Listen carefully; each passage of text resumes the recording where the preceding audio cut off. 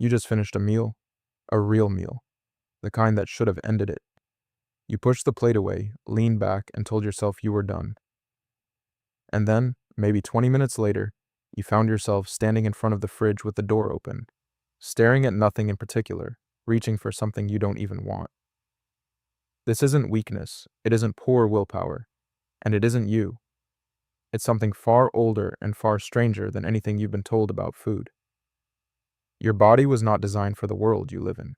It was designed for a world that no longer exists. And every time you eat past fullness, every time you finish the bag, even though you said you'd stop at a handful, every time food appears and you start reaching before you've even made a conscious decision, that's not a character flaw. That's 2 million years of survival programming running exactly as intended. Here's what actually happened. For almost the entire span of human existence, food was not guaranteed. Not today, not tomorrow, not next week. Your ancestors didn't have pantries. They didn't have refrigerators. They didn't have the certainty that calories would still be available in an hour. What they had was uncertainty. Brutal, relentless, life or death uncertainty. And the ones who survived that uncertainty were not the ones who ate carefully and in moderation. They were the ones who ate as much as possible, as fast as possible, whenever food appeared. Because food might not appear again. That drive, that compulsion to consume beyond comfort, wasn't a flaw in those humans. It was the trait that kept them alive long enough to become you. Researchers call this the feast or famine cycle. But anthropologist Dr. Herman Poncer, who has spent years studying the Hadza people of Tanzania, one of the last remaining hunter-gatherer communities on Earth, found something striking.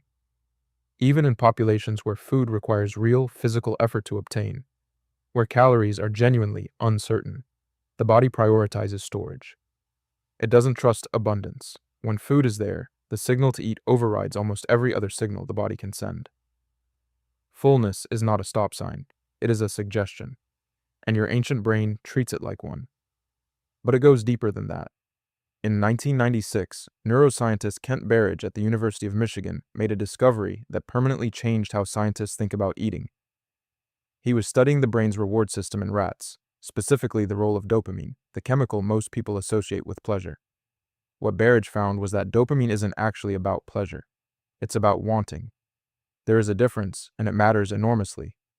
When you smell something sweet, when you see a plate of food placed in front of you, when you hear the crinkle of a chip bag from across the room, dopamine floods your brain before a single bite has entered your mouth.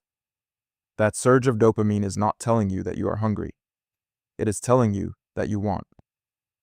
Wanting and needing are two completely different systems, but in your ancient, imperfectly updated brain, they have been wired together for so long that your conscious mind can barely tell them apart. You reach for the food. You eat the food. And then the wanting doesn't stop, because the wanting system and the satisfaction system are not the same circuit.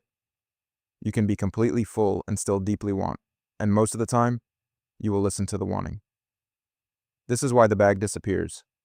This is why one becomes 6. This is why you finish things you didn't even enjoy. Now layer something else on top of that. The food you are eating today is not the food your ancestors evolved around. For the vast majority of human history, sweetness meant one thing: ripe fruit. Ripe fruit was rare, seasonal, and energetically valuable. Your brain learned to respond to sweetness with urgency. Get it now. Eat it all. It won't last. Fat, too, was rare. Finding it meant finding a kill, a reward for hours or days of effort. Salt was so scarce that in some ancient societies, it was used as currency. Your body learned to crave all three with a ferocity calibrated for scarcity. And then, in the span of roughly 70 years, the food industry handed you products engineered specifically to hit all three of those signals at exactly the same moment.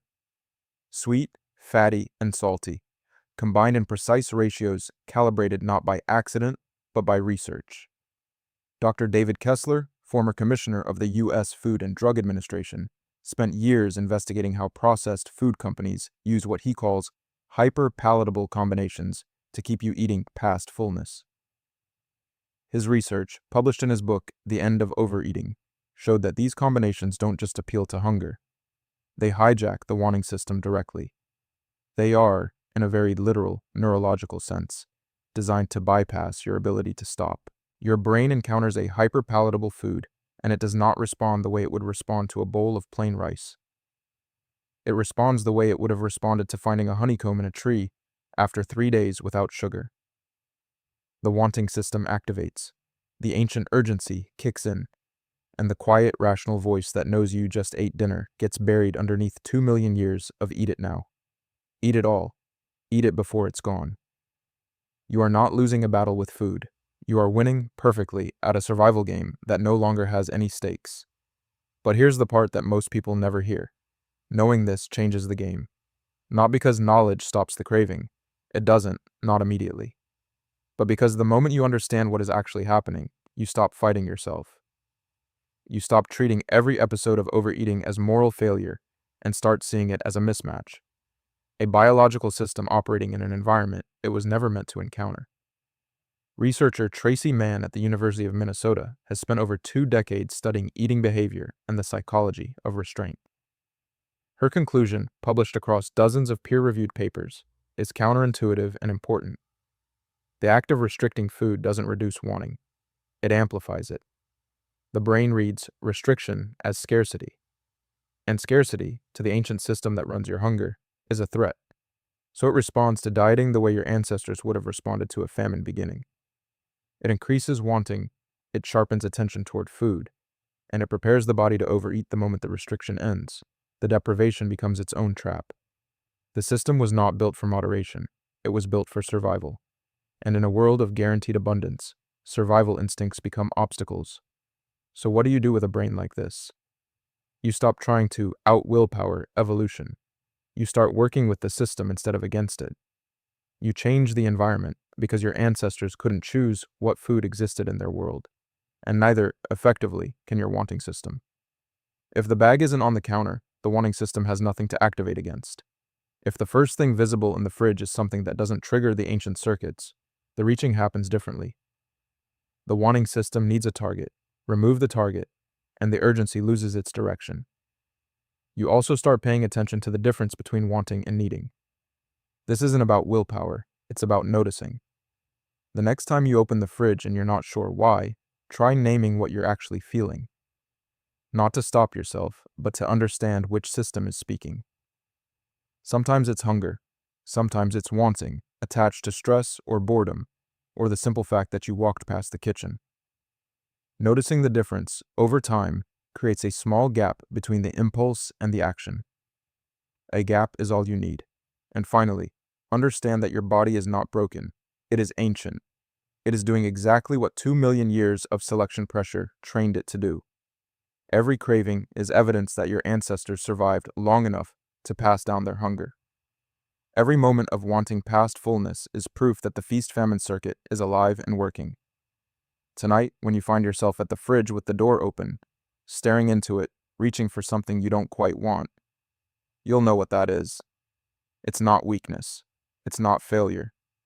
It's the oldest part of you still scanning a world that no longer exists, still trying to keep you alive the only way it knows how. You just finished a meal. You are, by every modern measure, safe and fed. And some part of you, deep beneath the thinking, is still not entirely sure.